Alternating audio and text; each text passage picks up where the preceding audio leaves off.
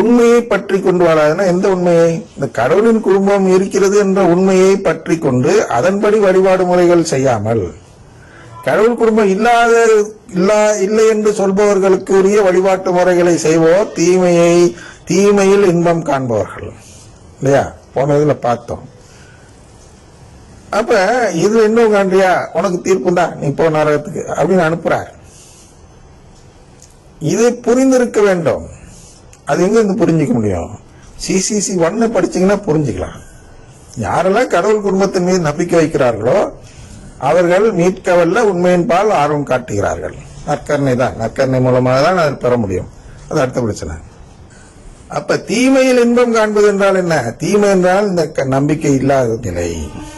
அதனால சொல்றார், ஒருபோதும் மனம் மாறி மன்னிப்பு பெறாதபடி இருப்பார்கள். ஆமா, மார்க் 4:12 சொல்றார். இந்த ஒருபோதும் மனம் மாறி மன்னிப்பு பெறாத நிலைதான் அந்த தீர்ப்புக்கு உள்ளாகும் நிலை. எனவே ஒரு தீர்ப்புக்கு உள்ளாக கூடாது என்று விரும்பினால் என்ன செய்ய வேண்டும்? முதல்ல CCCயை நம்ப வேண்டும். பிறகு எங்க போனோம்? திருவிழியத்திற்கு போக வேண்டும். CCC அடிப்படையில் இந்த திருவிழியத்துக்கெல்லாம் பொருள் எடுத்தால் யார் போலி குரு, யார் உண்மையான குரு என்று தெரிந்துவிடும். பழமைவாத குருக்கள் என்று ஒதுக்கி விடுவார்கள். ராடிக்கல் தாட் அப்படின்னு ஒன்று சொல்லுவாங்க. புதுமையான சிந்தனை அப்படின்னு புதுமைவாத குருன்னு வச்சுங்க. அதுக்கு என்ன தமிழ் பேருன்னு தெரியல. பழமைவாதத்துக்கு ஆப்போசிட்டா இருக்கக்கூடிய ஒரு நிலைப்பாட்டை அனைத்து குருக்களும் எடுக்கிறார். முற்போக்கு குருன்னு வச்சுங்க.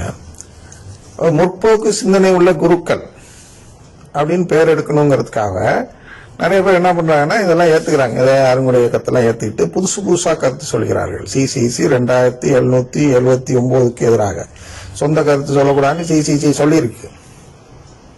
இவர்கள் சொந்த கருத்தை சொல்லி என்ன சொல்லுவாங்கன்னா, இதெல்லாம் ஒரு ராடிக்கல் தாட், அது புதுமையான சிந்தனைகள்.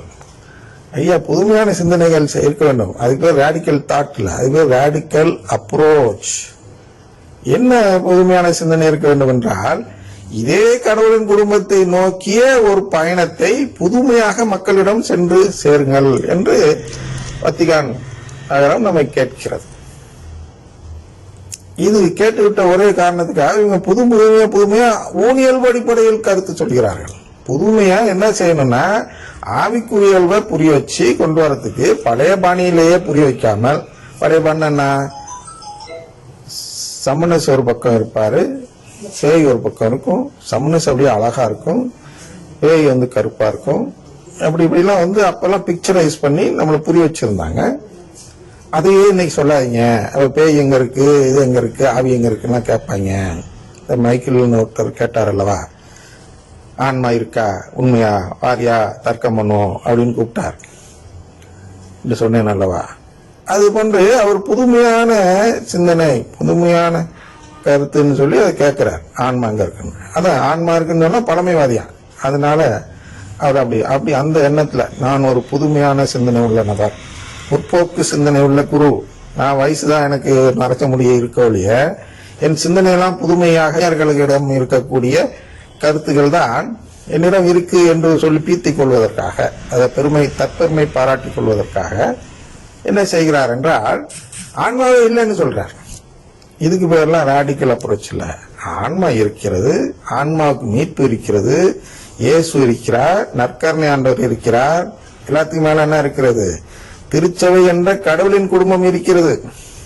இதெல்லாம் மாற்றவே முடியாது. நீங்க எவ்வளவுதான் புதுமையா போனீங்கன்னாலும் இதை மாற்றக்கூடாது. இதெல்லாம் இருக்கிறது நிரூபிக்க ஒரு புதுமையான அப்ரோச் வச்சுக்கோங்க, புதுமையான ஒரு அணுகுமுறை, புதுமையான ஒரு விளக்க உரை கொடுங்கன்னு வத்திகான் நகரம் கேட்குது.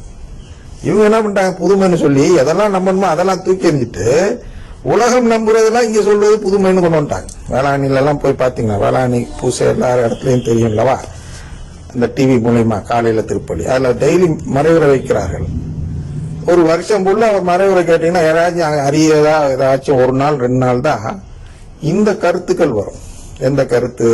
கடவுளின் குடும்பமோ இல்லாட்டி நற்கருணையோ அந்த மாதிரி இந்த இதை நம்பக்கூடிய நிலைமை, மீட்பை நம்பக்கூடிய கருத்துக்கள் ஓரிரு நாட்கள் தான் வரும். அது அன்னைக்கு அந்த சம்பந்தப்பட்ட வசனம் வந்துடும்.